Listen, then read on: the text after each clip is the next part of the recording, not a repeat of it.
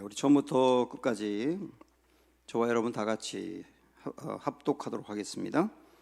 여호와께서 내게 이르시되 이스라엘 자손이 다른 신을 섬기고 건포도 과자를 즐길지라도 여호와가 그들을 사랑하나니 너는 또 가서 타인의 사랑을 받아 음녀가 된 그 여자를 사랑하라 하시기로 내가 은 15개와 보리 한 호멜 반으로 나를 위하여 그를 사고 그에게 이르기를 너는 많은 날 동안 나와 함께 지내고 음행하지 말며 다른 남자를 따르지 말라. 나도 내게 그리하리라 하였노라. 이스라엘 자손들이 많은 날 동안 왕도 없고 지도자도 없고 제사도 없고 주상도 없고 에봇도 없고 드라빔도 없이 지내다가 그 후에 이스라엘 자손이 돌아와서 그들의 하나님 여호와와 그들의 왕 다윗을 찾고 마지막 날에는 여호와를 경외함으로 여호와와 그의 은총으로 나아가리라. 아멘.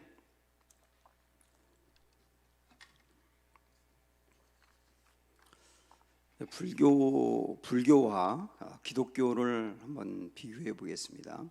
제가 특정한 어떤 종교를 폄하하려고 하는 것이 아니고 기독교가 어떤 곳인지를 좀 설명하려다 보니 비교를 해야 되겠습니다. 불교 같은 경우는 불교에서도 구원을 이야기합니다. 그런데 불교에서 말하는 구원은 그 마음에 있는 죄악이라든지 나쁜 것들과 욕심을 다 버리고 그리고 선행과 공적을 쌓으면 그걸 쌓고 쌓으면 어느 정도 단계에 갔을 때 부처가 되고 열반에 들어갈 수 있다. 이렇게 이야기를 합니다. 이게 불교에서 말하는 구원이거든요. 그런데 이 불교에서 말하는 구원은 큰 심각한 두 개의 문제가 있어요. 하나는 과연 얼마나 공적을 쌓아야 구원을 받을 수 있느냐라고 하는 문제가 있는 겁니다. 선행을 쌓으면 얼마나 쌓아야 하고 또 마음에 있는 것들을 버리려면 얼마나 버려야 되느냐라고 하는 큰 문제가 있고요. 또 하나는 과연 부처가 되고 열반에 들어갈 만큼 그런 공적을 쌓은 사람이 얼마나 있느냐라고 하는 거죠. 실질적으로 불교 안에서는 이렇게 쌓고 쌓아서 열반과 부처의 단계에 올라간 사람이 극히 소수라고 이야기를 합니다. 그러면 그들이 말하는 구원이 그렇다고 한다면 그들의 구원은 아주 극히 소수만 받는 선별적이고 엘리트 구원에 불과한 거예요. 반면 기독교는 애초부터 자기가 스스로 사람이 스스로 구원의 단계에 이를 수 없다는 것부터 시작을 하는 거예요. 어느 누구도 어떤 공적을 쌓아서 구원을 받을 만한 단계에 갈 수 없다. 이것부터 시작하는 게 기독교란 말입니다. 그러다 보니까 어느 누구도 구원을 받을 수가 없는 거죠. 그때 하나님께서는 사람이 도저히 할 수 없는 것을 하나님 편에서 해 주신 거예요. 하나님 편에서 구원의 선물을 주신 거라고요. 그래서 선별적으로 어느 정도 경지에 올라간 사람만 받는 게 아니라 누구든지 다 구원받을 수 있는 길이 열리게 된 거예요. 어느 누구나 다 구원받을 수 있는 길이 열리게 된 것이고 그리고 어느 공적을 쌓아야 어느 단계까지 가야 되는 것이 아니라 하나님의 선물로 되는 것이다. 이게 바로 기독교가 말하는 구원이거든요. 그래서 기독교를 은혜의 종교라고 말하는 겁니다. 하나님께서 우리를 위해서 해 주신 것을 선포하는 걸 뭐라고 말하냐면 복음이라고 말합니다. 그래서 복음을 기쁜 소식이라 그러죠. 그리고 하나님이 해 주신 것의 핵심이 십자가지요. 십자가를 선포하는 게 복음이거든요. 그리고 하나님이 해 주신 것을 내 마음으로 받아들이는 걸 뭐라고 말하냐면 믿음이라고 말합니다. 그리고 하나님이 내게 해 주신 것을 감사히 받고 그것에 감격해서 나도 선행을 하고 거룩하게 사는 것을 뭐라고 말하냐면 기독교 윤리라고 말하는 거예요. 그리고 하나님이 해 주신 것을 선포하는 게 복음이라고 했는데 바로 그 복음을 알려주고 소개하고 전하는 시간이 뭐냐면 설교인 거예요. 성경에는 하나님이 해 주신 이야기들로 곳곳에 차 있습니다. 구약부터 신약까지 거의 전반이 하나님이 우리를 위해서 해주신 이야기인데요, 그 수많은 이야기 중에 하나님이 해주신 것에 가장 중요한 하나를 뽑으라고 그런다면 요한복음 3장 16절을 꼽겠습니다. 하나님의 세상을 이처럼 사랑하사 독생자를 주셨으니 이는 그를 믿는 자마다 멸망치 않고 영생을 얻게 하려 하심이라. 이게 하나님이 해주신 일의 핵심 아닙니까? 그런데 많은 학자들이 구약의 요한복음 3장 16절을 이야기해요. 그게 뭐냐면 바로 우리가 오늘 읽은 호세아 3장입니다.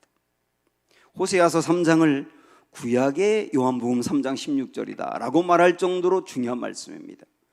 우리는 이 1절부터 5절의 짧은 내용이지만 그 중에서도 1절부터 3절까지만 봐도 충분하겠어요. 그 말씀을 가지고 오늘 하나님이 우리에게 해주신 일을 서로 생각하고 감동받고 감사하는 시간이 되기를 원합니다. 선지자는 하나님의 마음과 뜻을 말로 선포하는 사람이에요. 그래서 선지자를 가리켜서 하나님의 대변자라고 말합니다. 대신 말하는 사람이니까요. 그런데 유독 호세아라고 하는 선지자는 말로 하나님의 그 마음을 전한 것이 아니라 삶으로 전합니다.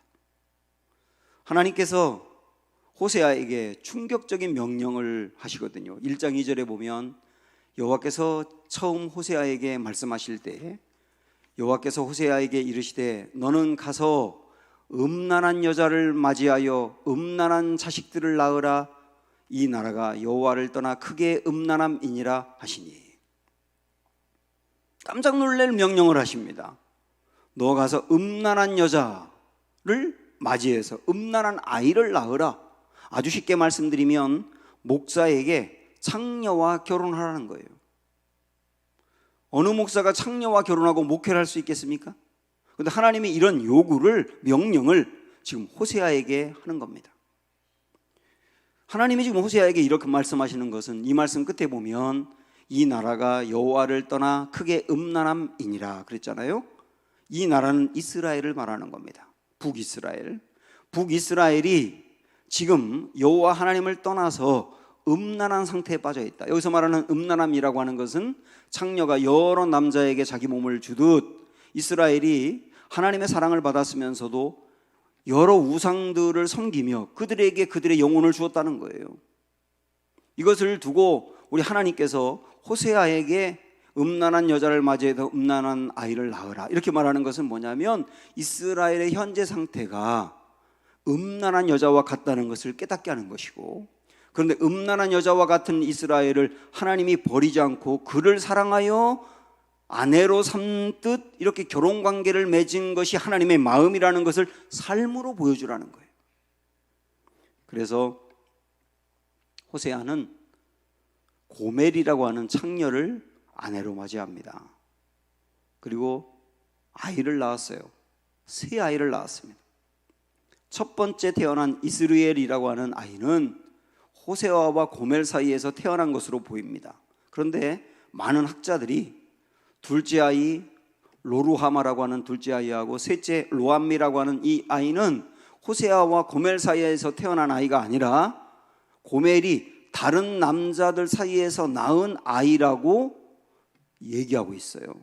그래서 호세아서 흐름의 전반적인 내용을 보고서 합리적으로 추론을 하는데 저는 그 말이 맞다고 봅니다. 그 말이 맞다고 할 때 호세아는 자기가 낳지도 않고 아내가 다른 남자 사이에서 낳은 아이 둘, 사생아죠. 그 둘을 자기 아이처럼 키운 거예요. 그 말은 뭐냐면 고멜은 호세아가 자기와 결혼해서 아이를 낳았는데 거기에 만족하지 않고 또 다른 남자 사이에서 몸을 주면서 형편없는 삶을 살고 있다는 뜻이에요. 바로 이게 이스라엘의 상태라니까요. 하나님이 자격이 없는 이스라엘을 아내로 삼듯 삼았는데 그 사랑을 받았으면서도 잠깐 하나님을 잘 섬기는 것 같다가도 다시 이방의 우상들을 섬기면서 거기에 눈길을 주고 있는 이스라엘의 상태에 지금 이 말씀으로 고발하고 있는 거거든요. 우리는 이 말씀을 보면서 나의 상태가 이스라엘과 같다는 쪽으로 연결해 보셔야 되는 거예요. 그러나 하나님은 그런 이스라엘을 호세아가 고멜을 사랑하고 다른 데서 낳은 아이까지 키워내듯 하나님은 그런 이스라엘을 버리지 않고 사랑한다는 거, 그걸 보여주고 있단 말입니다. 그래서 2장에 가면 하나님께서 그 이스라엘과 결혼한 관계라고 하면서 이렇게 말씀해요. 내가 네게 장가들어 영원히 살되 공의와 정의와 은총과 긍휼이 여김으로 네게 장가들어 진실함으로 네게 장가들리니 내가 여호와를 알리라. 이 장가든다는 말이 3번 나오지 않습니까? 하나님이 이스라엘과 장가들었다고 자꾸 표현하고 있어요. 창세기에 보면 아담과 하와를 하나님께서 부부로 연결을 해놓고 부부가 뭐라고 말했냐면 돕는 배필이라고 그랬어요. 돕는 배필이라고 하는 것은 상대방의 허물과 부족한 것을 보충해 주어서 온전케 한다는 거거든요. 그런 역할로 부부를 만나겠다는 거예요.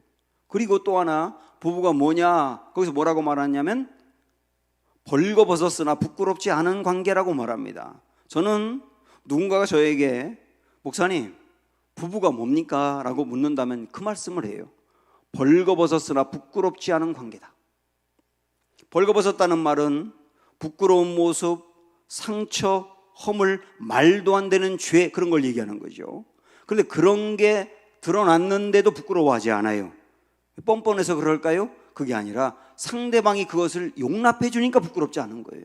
아, 그게 부부구나. 상대방의 그 결정적인 문제들이 나와도 그걸 품고 그걸 내 마음으로 수용하고 함께 가는 게 부부구나. 지금 하나님은 그렇게 아담과 하와에게 말씀하셨듯 하나님이 이스라엘에게 그 남편이 되시는 거예요. 하나님이 이스라엘에게 돕는 배필이 되시고 하나님이 이스라엘에게 이스라엘의 그 부끄러운 부분, 벌거벗은 모습이 다 드러났지만 그러나 그를 버리지 않고 품는 하나님의 이 사랑을 호세아를 통해서 보여주고 있단 말입니다. 그런데 이 고멜은 호세아가 그렇게 용납하고 용납했는데 또 집을 나가려고 하는 거예요. 그게 2장의 앞부분에 나오거든요. 또 집을 나가려고 합니다. 그러면 호세아는 나가라고 하는 게 아니라 2장 6절 보시면 이렇게 말하거든요. 그러므로 내가 가시로 그 길을 막으며 담을 쌓아 그로 그 길을 찾지 못하게 하리니, 남편을 떠나서 아이들을 버리고 또 나가려고 하는 그 아내, 또 흔들리고 있는 그 아내를 그냥 보내는 게 아니라 가지 말라고 애원하며, 그래도 가겠다고 하면 막 방해해서 가지 못하게 하고, 그래서 또 돌아오게 하고 있단 말입니다. 이게 지금 호세아가 고멜에게 하고 있는 거예요. 결국은 고멜은 다시 가려다가 돌아옵니다. 그러니까 호세아는 돌아온 것을 기뻐하면서 그 아내에게 선물을 하거든요. 다 이게 2장에 나오는 이야기예요. 선물을 합니다. 선물을 주면 이제 마음을 붙이고 가정에 살까봐 또 그러는 거예요. 어차피 고멜을 아내로 맞이할 때부터 자격이 되어서 아내로 맞이한 건 아니었어요. 그래서 이 사람이 금방 변화되지 않을 거라는 것을 알아요. 그리고 변화되는 것 같다가도 예전의 모습으로 돌아갈 거라는 것도 알아요. 그렇기 때문에 떠난다고 해서 보내는 게 아니라 또 잡습니다. 어떻게 해서라도 마음 붙이고 살게 하고 놓지 않으려고 하는 거예요. 그러나 그래도 자꾸 떠나려고 하는 그 아내를 잡는 남편의 마음은 얼마나 아프고 분노하는지를 보셔야 되는 거거든요. 지금 이스라엘 보면서 하나님이 호세아 마음과 같다는 거예요. 하나님을 떠나려고 하는 그 이스라엘 백성들을 잡고 또 잡고 잡고 또 잡고 절대로 포기하지 않지만 그런 하나님의 마음은 얼마나 상처를 받고 분노하고 아파하는지를 보셔야 된다는 거. 나의 죄를 보면서 하나님이 그렇다는 것도 보아야 된다는 거죠. 그런데 3장으로 넘어가면 고멜이 결국은 집을 또 나갑니다. 창녀인 여자를 선지자가 아내로 삼았는데 두 아이를 다른 남자 사이에서 만들어 왔는데 그 아이도 자기 아이처럼 키웠는데 집을 나가려고 하는 그 아내를 붙잡아서 또 앉혀놓았는데, 그리고 마음 붙이고 살라고 선물도 주었는데 결국 그 고멜은 모든 걸 팽개치고 아이들도 버리고 남편도 버리고 아예 집을 떠나가 버렸어요. 이쯤 되면 이제 호세아도 아내를 버린들 누가 뭐라고 말하겠어요. 그런데 하나님의 충격적인 명령이 또 떨어지는 겁니다. 1절 보실까요? 여호와께서 내게 이르시되 이스라엘 자손이 다른 신을 섬기고 건포도 과자를 즐길지라도 여호와가 그들을 사랑하나니 너는 또 가서 타인의 사랑을 받아 음녀가 된 그 여자를 사랑하라 하시기로. 설교하는 제가 다 화가 납니다. 그 여자를 또 데려오라는 거예요. 근데 그 여자는 지금 어떤 상태냐면 타인의 사랑을 받아 음녀가 됐답니다. 그 말은 뭐냐면 다른 사람의 여자로 살고 있다는 거예요. 그런데 그 여자를 데려오래. 근데 그냥 데려오라고 그런 것이 아니고, 이 말씀 여러분 끝에 보면 음녀가 된 그 여자를 사랑하라, 데려오라고만 한 것이 아니라 그 여자를 사랑하라고까지 얘기합니다. 호세아의 그 마음을 제가 설교 준비하면서 생각해 봤더니 호세아가 하나님께 이럴 것 같아요. 하나님, 저는 속도 없는 줄 아세요? 이게 호세아의 마음이잖아요. 근데 이스라엘 백성들을 향한 하나님의 마음이 이와 같다는 거죠. 1절 그 앞부분 보시면 이스라엘 백성들이 건포도 과자를 즐길지라도 이런 말씀이 나오지 않습니까? 이건 무슨 뜻이냐면 이때 당시에 건포도로 만든 과자가 아주 맛있었고 사람들이 되게 좋아했나 봐요. 그런데 그 건포도 과자를 사람들이 좋아하듯 이방신들을 좋아하는 이스라엘을 말하는 겁니다. 지금 이스라엘이 그렇게 이방신들을 건포도 과자 찾듯 찾고 있다. 고멜이 호세아를 버리고 가정을 버리고 다른 남자를 찾아간 것처럼 지금 이스라엘이 그러고 있다. 그런데 여러분 이 말씀 다시 보시면 중간쯤에 뭐라고 돼 있냐면 건포도 과자를 즐길지라도 다음에 여호와가 그들을 사랑하나니, 여호와가 그들을 사랑하나니, 도저히 이해할 수 없는 사랑이에요. 이것을 아카페라고 말합니다. 아카페, 조건적이지 않은 사랑. 탕자의 아버지가 탕자를 사랑한 그 사랑. 상대는 나를 버려도, 상대는 나를 배반해도, 상대는 나에게 상처를 주어도 변함없이 사랑하는 그 사랑, 이거를 아가페 사랑이라고 말합니다. 신약의 개념으로 아가페라고 한다면 구약의 개념으로는 헤세드거든요. 구약의 히브리 말로 사랑이라고 하는 게 두 개가 있는데요. 하나는 아햄이라는 단어가 있고 또 하나는 헤세드라는 단어가 있어요. 아햄이라고 하는 단어를 쓸 때는 감정적인 사랑을 얘기할 때입니다. 감정적인 사랑. 그러니까 불쌍한 사람 보면서 마음이 움직여서 도와주는 것은 아햄입니다. 그리고 또 하나는 아햄은 조건적인 사랑이에요. 그가 나에게 이만큼 했기 때문에 내가 이만큼 주는 것, 그에게 주면서 이만큼 바라는 것, 그 조건적인 사랑을 아햄이라고 하거든요. 그런데 이 아햄의 사랑은 얼마든지 변할 수가 있는 거예요. 감정도 얼마든지 변할 수가 있고 조건적인 사랑이기 때문에 그 사람이 나에게 어떻게 하느냐에 따라서 나도 변할 수 있는 거거든요. 그런데 이 아햄과 달리 헤세드 사랑이 있어요. 헤세드 사랑. 물론 하나님의 사랑을 이야기할 때 아햄을 쓰는 경우도 있습니다. 하나님도 어떤 경우는 내가 이렇게 하면 나도 이렇게 해줄게, 그렇게 하는 말씀이 있잖아요. 꾸중할 때라든지 어떤 상황이 될 때 그렇게 말씀하는데, 하나님의 그 본질과 하나님의 사랑의 본질과 특별히 구원에 대해서 이야기하는 사랑을 말할 때는 아햄을 쓰지 않고 헤세드를 쓴다고요. 헤세드는 뭐냐? 변함이 없는 사랑이에요. 조건이 없는 사랑이에요. 이 사랑은 아주 견고해서 무너지지 않고 아주 지속적이어서 변하지 않습니다. 그래서 헤세드를 여러분 이렇게 정리하시면 됩니다. 조건 없는 하나님의 사랑 플러스 지속적인 사랑이에요. 지속적인 사랑은 다르게 말한다면 변함없는 사랑이죠. 이 사랑이 하나님의 사랑, 지금 호세아를 통해서 나타나고 있는 그 사랑, 우리를 향한 하나님의 사랑, 아가페 헤세드. 제가 오늘 설교의 제목을 좀 불경스럽게 하나님은 사후정이다 이렇게 정했거든요. 사후정은 엉뚱한 것을 얘기하죠. 엉뚱한 것의 대명사가 사후정입니다. 어떤 한 형제가 쓴 편지, 하나님께 쓴 편지를 한번 여러분 읽어드릴까요? 난 군대에 와서 하나님의 또 하나의 모습을 발견했습니다. 하나님은 말귀를 못 알아들으시는 사후정 하나님이시라는 겁니다. 나는 군에 입대하면서 하나님을 좀 떠나 살고 싶었습니다. 그래서 난 이제 하나님은 싫어, 아니 지겨워, 나는 하나님에게서 떠나 살아볼 거야 라고 말했습니다. 그때 하나님께서 이렇게 말씀하시는 겁니다.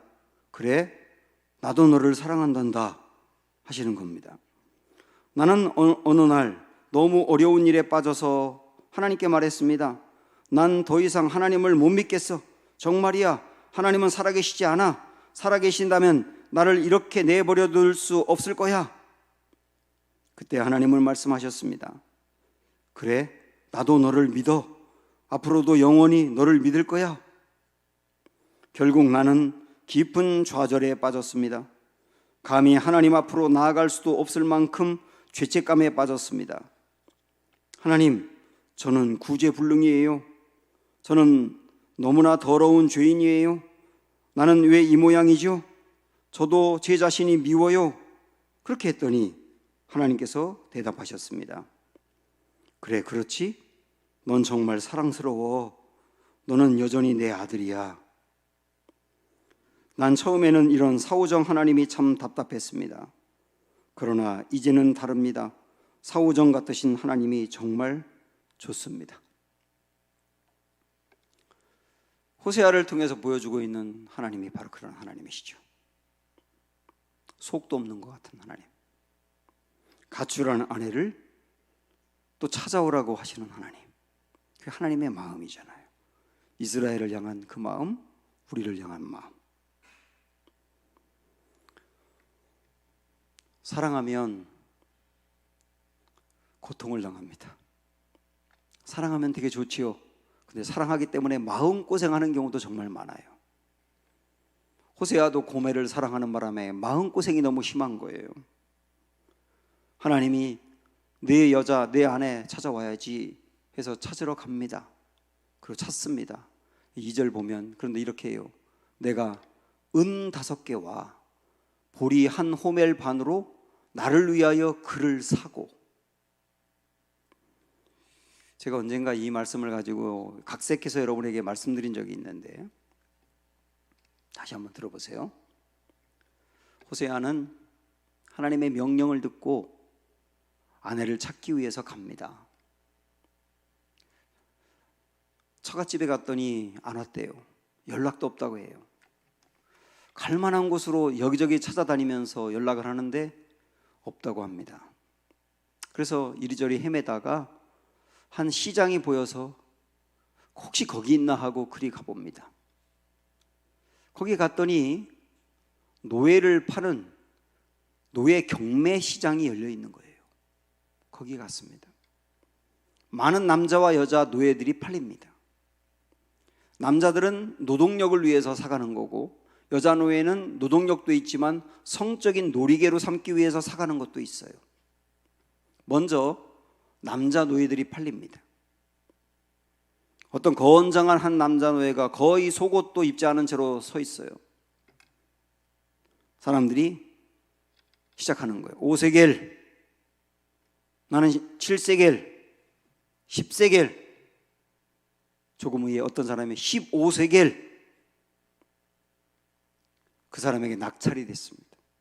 이 남자 노예는 15세겔을 던진 사람의 노예가 된 거예요. 그렇게 남자 노예들 한 명 한 명이 순서대로 팔려갑니다. 이제 여자 노예 차례입니다. 여자 노예들도 역시 순서대로 팔려가는데 한 명 한 명 지나갈 때 호세아가 여자 노예들 틈으로 유심히 보니 거기에 고멜이 있는 거예요. 고멜이 노예가 되어 있는 겁니다. 자유를 얻고 싶어서 가정을 버리고 떠났는데 더 잘 살아보겠다고 아이들도 팽개치고 떠났는데 그 아내가 잘 살고 있는 게 아니라 노예가 돼버린 거예요. 아마도 다른 남자의 아내로 살다가 그 남자가 이 아내를 버리면서 노예 시장에 내놓았겠죠. 이제 고멜에 대해서 경매가 시작이 됩니다. 제일 먼저 10세겔을 부르는 사람이 있어요.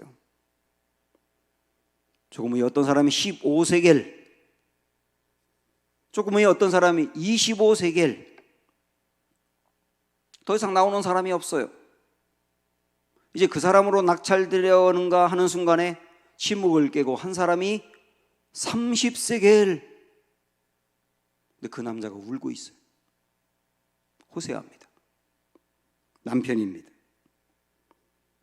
이렇게 호세아는 값비싼 대가를 치르고 자기의 아내를 산 거예요. 이때 당시에 노예의 몸값이 은 30세겔이었습니다. 호세아는 돈이 많지 않아서 은은 15세겔밖에 없었던 것 같고 나머지 15세겔 부분은 보리 한 호멜 반으로 주었습니다. 보리 한 호멜 반이 이때 당시 가격으로 따지면 15세겔이거든요. 합치니까 30세겔이 된 거예요. 고멜은 자유를 얻기 위해서 가정을 버리고 떠났건만 자유를 얻기는커녕 노예가 되어 있는 겁니다. 노예라고 하는 것은 자기 스스로의 힘으로 거기서 벗어날 수 없는 상태라는 말이에요. 노예에서 벗어나는 길은 오직 하나, 누군가 구원자가 나타나서 자기를 사주어야 되는 거예요. 그런데 이 고멜, 자기 스스로 노예의 상태를 벗어날 수 없는 이 고멜을 위해서 남편인 호세아가 구원자가 되어준 겁니다. 2절에서 호세아는 그녀를 샀다고 했는데 그 앞에 보면 나를 위하여 그랬잖아요. 나를 위하여, 호세아를 위하여. 물론 노예 상태에 빠져있는 그 아내를 위해서도 샀지만 나를 위하여라고 하는 말이 뭘까요? 호세아가 그 여자를 그냥 버리면 절대로 혼자 살 수 없어서, 그 불쌍한 여자를 버릴 수 없어서, 그 여자를 바라보면 아픔을 견딜 수가 없어서 그래서 사랑하는 마음으로 샀다는 뜻이에요. 이게 하나님의 마음 아니겠습니까? 하나님이 이스라엘 백성들을 그냥 버릴 수 없어서 형편없는 그들을 그냥 놔도 되는데 그를 버릴 수 없어서 그냥 놓으려고 하니 긍휼의 마음이 불타고 그 중심이 불붙는 것 같아서 견딜 수 없어서 그들을 샀다는 것.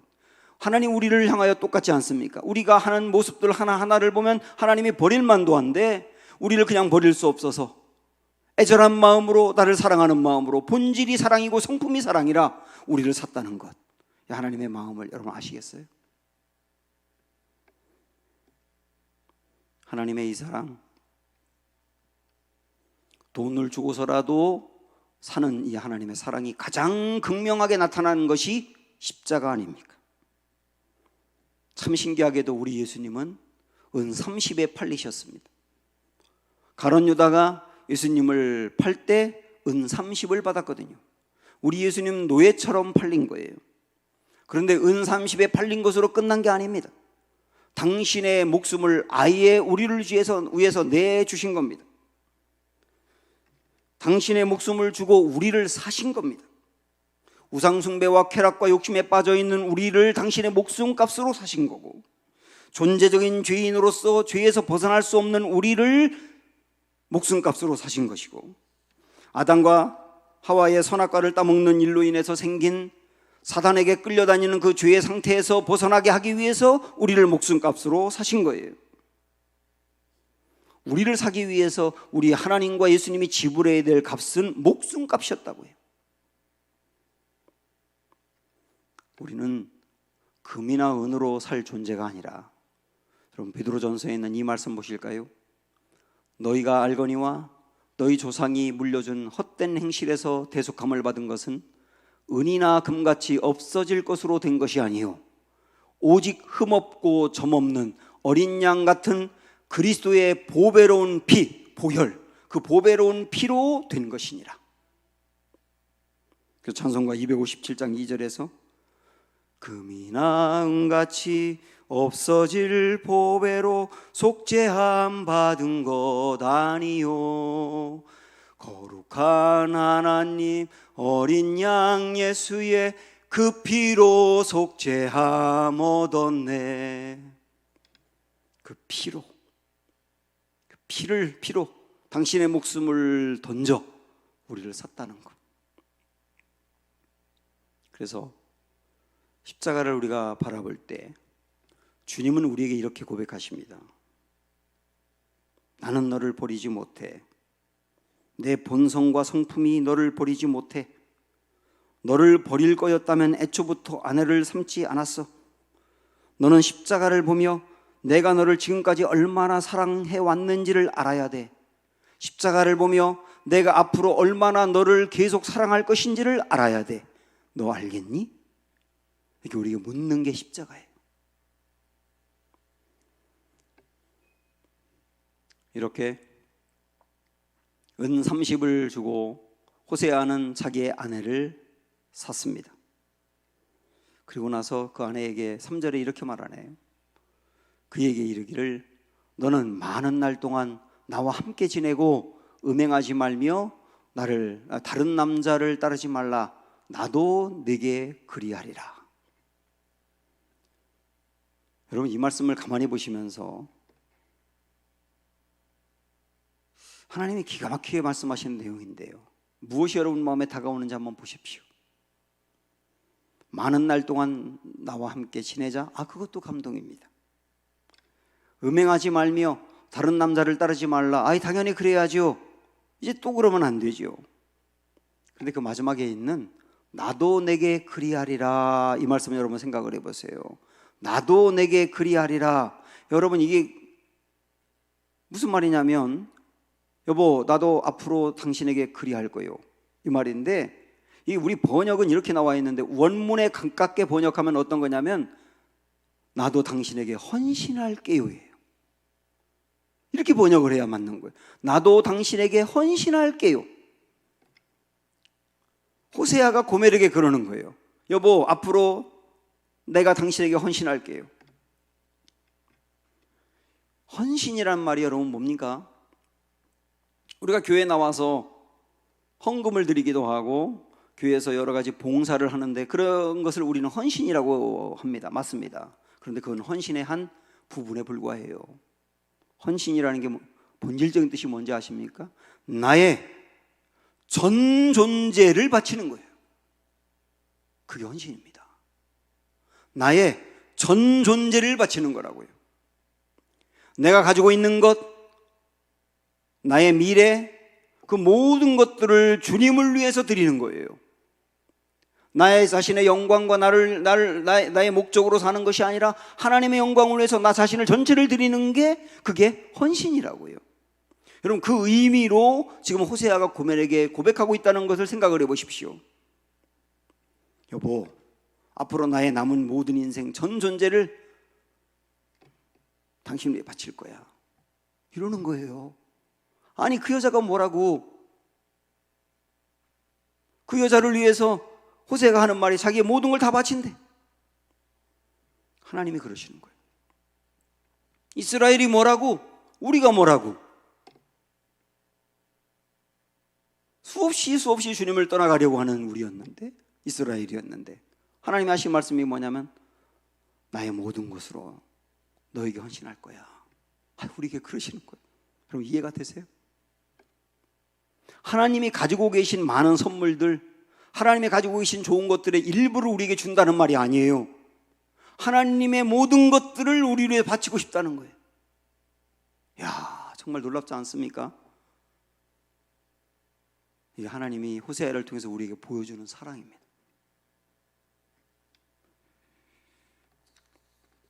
이 사랑을 진짜 알게 될 때 우리는 정말로 하나님께로 돌아갈 수 있습니다.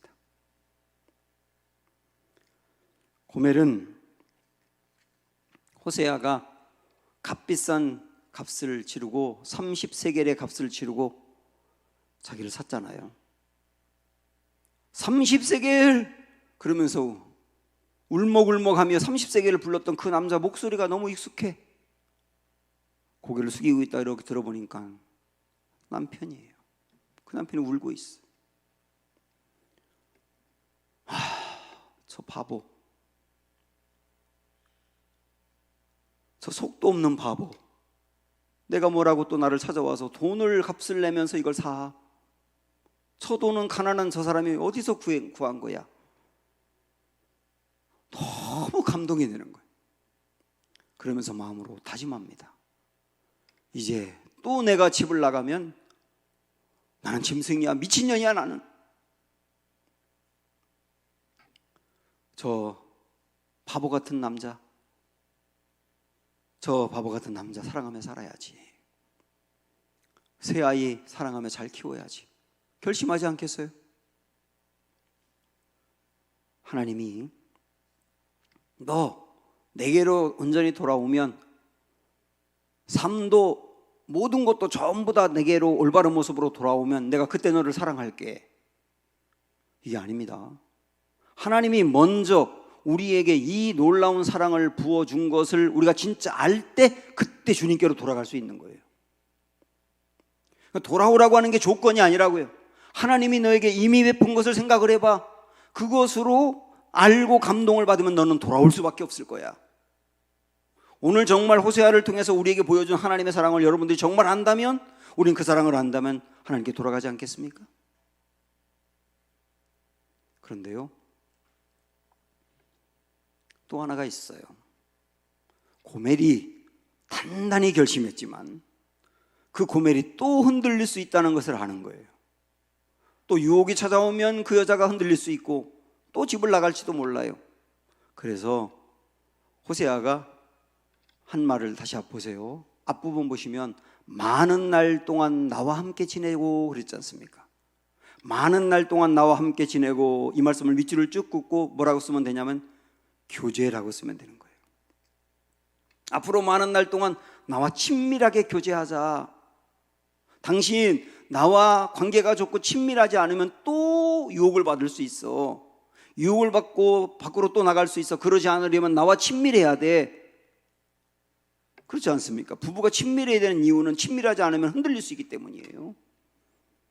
하나님이 우리에게 그러시는 거예요. 너 내 사랑받고 결심했지? 그럼 너 결심은 오래가지 못할 수 있어. 또 흔들릴 수 있어. 그러기 위해서 너 정말 중요한 게 뭔지 아니? 나와 친밀하게 교제해야 돼. 정말 나와 늘 가까이 해야 되고 내 사랑을 늘 받아 누려야 되고 감격해야 돼. 그게 없으면 또 흔들릴 수 있어. 이 앞으로 우리가 붙들고 가야 될 걸 말씀하는 거죠. 사순절 기간에 우리 주님이 베풀어 주신 이 귀하고 놀라운 사랑 마음으로 아시면서 주님과의 친밀함 속에서 항상 주님을 사랑하는 은혜가 있기를 축원합니다. 여호와께 돌아가자 함께 찬양합니다.